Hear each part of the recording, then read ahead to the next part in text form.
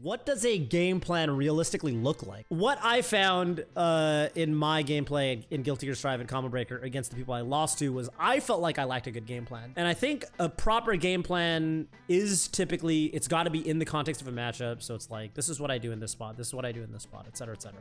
And I think that what separates the goods from the greats as far as a proper game plan goes is twofold. I think that one, the greats are better at sticking to the game plan. I think you see a lot of people who kind of have a game plan going in, and you know, just like Mike Tyson said, you know, everybody's got a plan until they get punched in the face, right? I think a lot of people deviate from their game plan really quickly. Furthermore, I think that the great game plans they're a little more all-encompassing. You start to get you have more answers to more things. So I remember when I played Mango in friendlies at some random Smash Summit, I remember at the time, and it still is, a big part of my Falco game plan was shield their aerials or whatever, and then shine them out of shield and get a shine out of shield, get a knockdown from shine out of shield, and then kind of convert that. But Mango, unsurprisingly, and they always say that Mango's the best with this pressure by far, and I think that if you've ever played him, you know that it's true. He doesn't really give you free shines out of shield. And so that deviated, you know, that shook me from my game plan, which worked against lesser Falcos, but did not work against Mango. And so I think that a great game plan is more all-encompassing. You have more, you've seen more, you've experienced more, you're better at dealing with different situations.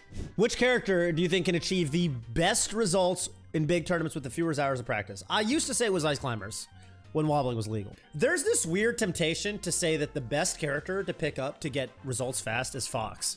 The problem is you do have to practice. Like, all of the f***ing cracked out slippy Foxes, they've got clean tech skill, and you don't get clean tech skill without practicing. So if you mean fewest hours of practice, I guess Puff, probably. Marth, dude, I don't know. I think people really overstate. And we got into this last time with the Marth discussion, but like, dude, yeah, Marth's all f***ing fun in games until you run into Floaty or a Sheik or like a f***ing Peach. Marth Peach is really hard. I think Marth Peach is functionally Peach favorite until top level. And then at top level, it balances out and then Marth kind of starts winning. But I think like it's basically Peach advantage all the way up until like top 20 level in my opinion. I don't know. I saw some tweet like someone said like, it was a good tweet. It was like, so why does everyone say that Marth beats Peach when every single upset in the matchup is a Peach upsetting a Marth and never the other way around? And I was like, that's a really good point. Like, it happens all the time. It's always the Peach making the upset. And it's like, dude, does Marth really win this matchup? The Marths would be upsetting the Peaches if that was the case. Like, it was funny. Okay, at Summit, there was a pretty funny moment where, like, the three Spacey Mans on the couch, I think it was me, Phil, and Brandon, we were all like, Marth doesn't beat Spaceys that hard. And Slime, for some reason, who was the lone, well, he's got a Falco. It took Slime to be like, no, you Space Animal players are crazy. Why are you guys jawning for Marth? Have you seen what results look like in Marth Fox? Like, Marth's upset Fox all the time. And Fox has never upset Marth. SFAT Zane is literally 24-0 or whatever, 24-1. And then you've got, like, you know, Kador and Cody, and Kador just takes sets off Cody every time. Fiction, Mango entered some SoCal local when Fiction was in his Marth phase, and that was the only time Fiction ever beat Mango, was Fiction went Marth. He never beat him with Fox, and then finally he beat him again with Falco recently. How good would Armada be if he still played? This one's easy. If he kept playing, he would still be one of the top players. If he just started playing today, I still think he'd be fucking good. Especially because, like, he has all this new Peach stuff that he could just, like, learn and instantly kind of play with. Like, he'd have a lot of shiny new toys.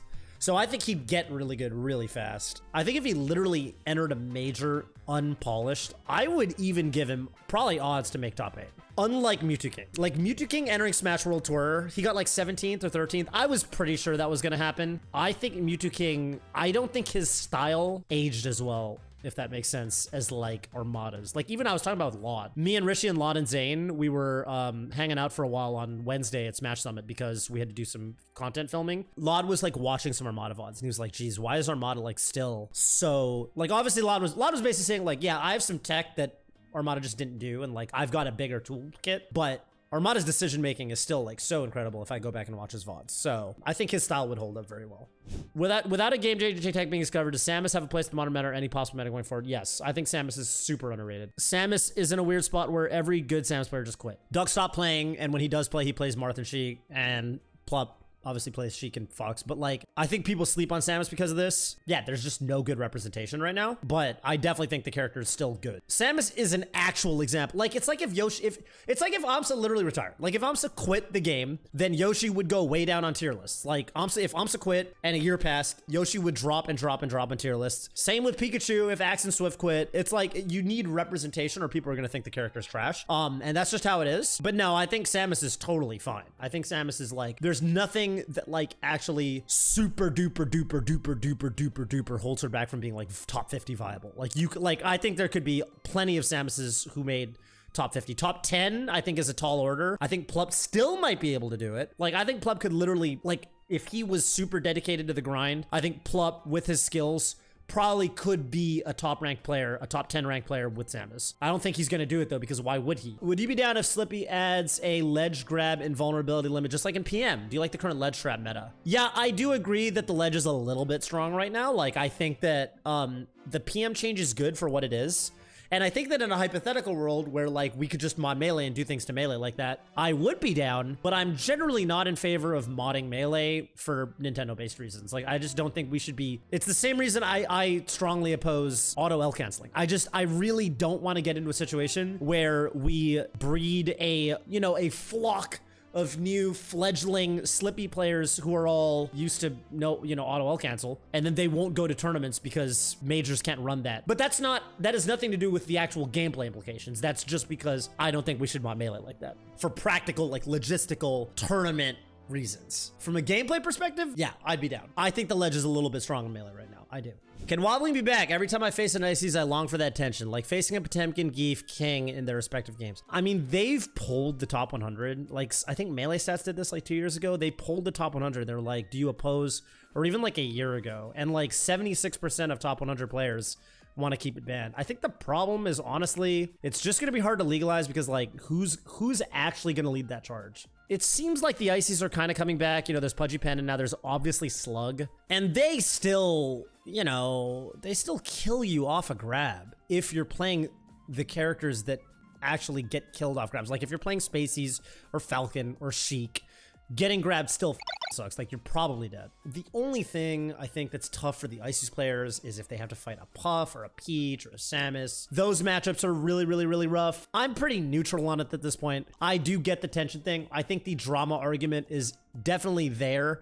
I definitely think Icy sets at majors were really, really fun to watch. You know, the Bananas versus Fiction sets. There were a lot of sets that had a lot more tension and drama because Wobbling was legal. But at the same time, I mean, now we've got Slug, and I think Slug is doing crazy things with the character. It does still suck because it seems like Slug every now and then just has a bracket where he has to play Malachi round 1, and he just, loses to Malachi because how are you going to beat Peach as an Ices player? So it is what it is. Which top player would you like to defeat in hand-to-hand combat the most? Her 2 seconds into allowing me to pawn a question. I'd want to fight Toph. He looks adorable, but does he have the sauce with the hands? I need to know. I guess the top player I would like to defeat in hand-to-hand combat the most is also me. I want to see if I can defeat myself. I just think I got that raw. Dude, I don't know. I find myself in these situations. Okay, look, listen. One time, I was driving at like midnight, right, in Hawaii. And I was coming across the intersection, and this dude just straight up didn't see the red light. And he was about to T-bone my ass. And I swear to God, I went into Ultra Instinct and I swerved my car and I like frame perfectly weaved around this car. And I was like, and it was like, it wasn't even like a reaction, right? Like, it was faster than you should be able to react. Like, it was actually just a, like, what's the word? Like, I just Ultra Instincted it. You know what I mean? I didn't even occur to me that I was in danger until the moment was over. It just felt so natural. So I don't know, dude, I kind of feel like I could make it. I feel like I could make it happen. But I think if you know what you're doing, or if you're like 200 pounds, then it's over for me. If you're like 6'4" and or 200 pounds plus, then I think I just lose numerically. You know what I mean? You're just playing a high tier at that point. I'm playing a mid tier.